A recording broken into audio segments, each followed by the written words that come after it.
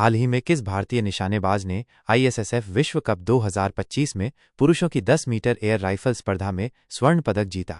ए. Abhinav Bindra, B. Gagan Narang, सी. रुद्राक्ष Balasaheb Patil, D. Saurabh Chaudhary.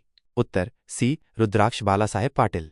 प्रश्न 2, Brazil ने COP30 से पहले किस नई अंतर्राष्ट्रीय संस्था के गठन का प्रस्ताव रखा है? ए. वैश्विक जलवायु परिषद, बी. पर्यावरण संरक्षण संगठन, सी. जलवायु परिवर्तन समिति, डी. Green earth federation. उत्तर ए. वैश्विक जलवायु परिषद।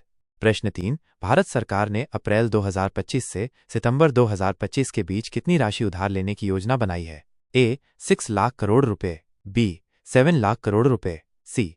8 लाख करोड़ रुपए, डी. 9 लाख करोड़ रुपए। उत्तर सी. 8 लाख करोड़ रुपए। प्रश्न 4, भारतीय रिजर्व बैंक के नए डिप्टी गवर्नर के रूप में किसे नियुक्त किया गया है? ए.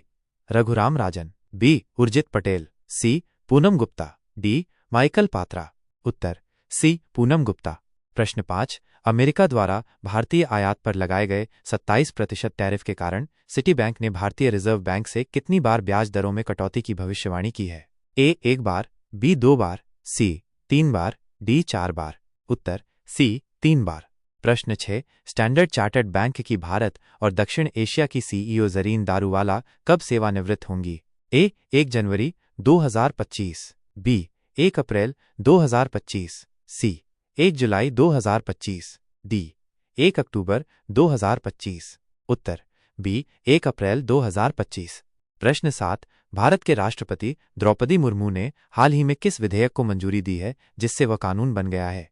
ए. नागरिकता संशोधन विधेयक 2025, बी. आप्रवासन और विदेशी विधेयक 2025, सी. कृषि सुधार विधेयक 2025, डी. शिक्षा सुधार विधेयक 2025। उत्तर बी. आप्रवासन और विदेशी विधेयक 2025। प्रश्न 8, भारतीय मुस्लिम पर्सनल लॉ बोर्ड AIMPLB ने किस विधेयक के विरोध में राष्ट्रव्यापी आंदोलन शुरू करने की घोषणा की है? ए. नागरिकता संशोधन विधेयक, बी. वक्फ संशोधन विधेयक, सी. 3 तलाक विधेयक, डी. समान नागरिक संहिता विधेयक। उत्तर बी. वक्फ संशोधन विधेयक। प्रश्न 9, भारतीय अर्थव्यवस्था पर अमेरिकी टैरिफ के प्रभाव के बावजूद भारत सरकार ने वित्त वर्ष 2025-26 के लिए कितनी आर्थिक वृद्धि दर का अनुमान लगाया है? ए. 5.5%, बी. 6.0%, सी. 6.3% to 6.8%, D. 7.0%। उत्तर सी. 6.3%, 6.8%। प्रश्न 10, भारतीय रिजर्व बैंक की मौद्रिक नीति समिति की अगली बैठक कब निर्धारित है? ए. 5 अप्रैल 2025, बी. 7 अप्रैल 2025, सी. 9 अप्रैल 2025, डी. 11 अप्रैल 2025। उत्तर सी. 9 अप्रैल 2025। प्रश्न 11, भारत सरकार ने अप्रैल-जून 2025 की तिमाही में ट्रेजरी बिलों के माध्यम से कितनी राशि उधार लेने की योजना बनाई है? ए. 1.5 लाख करोड़ रुपए, बी. 2.0 लाख करोड़ रुपए, सी. 2.47 लाख करोड़ रुपए, डी. 3.0 लाख करोड़ रुपए। उत्तर सी. 2.47 लाख करोड़ रुपए। प्रश्न 12, हाल ही में जारी रिपोर्ट के अनुसार अमेरिकी टैरिफ के कारण भारतीय GDP वृद्धि में कितने आधार अंकों की कमी हो सकती है? ए. 20 आधार अंक, बी. 30 आधार अंक, सी. 40 आधार अंक, डी. 50 आधार अंक। उत्तर सी. 40 आधार अंक। प्रश्न 13, भारतीय रिजर्व बैंक की मौद्रिक नीति समिति में कितने सदस्य होते हैं? ए. 4, बी. 5, सी. 6, डी. 7। उत्तर सी. 6। प्रश्न 14, भारत सरकार ने वित्त वर्ष 2025-26 के लिए राजकोषीय घाटे का लक्ष्य GDP के कितने प्रतिशत पर रखा है? ए. 3.5%, बी. 4.0%, सी. 4.4%, डी. 4.8%। उत्तर सी. 4.4%। प्रश्न 15, भारत सरकार ने अगले 6 महीनों में कितनी राशि के ग्रीन बॉन्ड बेचने की योजना बनाई है? ए. 5,000 करोड़ रुपए, बी. 7,500 करोड़ रुपए, सी. 10,000 करोड़ रुपए, डी. 12,500 करोड़ रुपए। उत्तर सी. 10,000 करोड़ रुपए। प्रश्न 16, भारतीय रिजर्व बैंक के वर्तमान गवर्नर कौन है? ए. उर्जित पटेल, बी.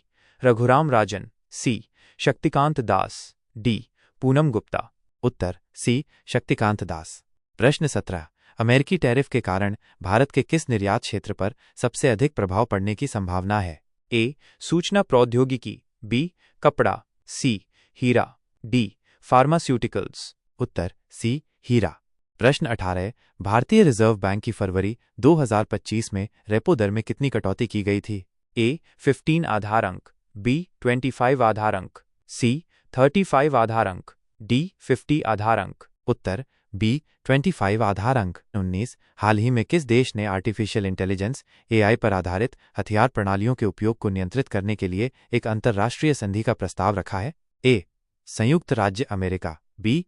चीन, सी. France, D. भारत। उत्तर सी. फ्रांस। प्रश्न 20। अप्रैल 2025 में किस भारतीय शहर ने G20 पर्यटन मंत्रियों की बैठक की मेजबानी की? ए. नई दिल्ली, बी. मुंबई, सी. गोवा, डी. वाराणसी। उत्तर सी. गोवा।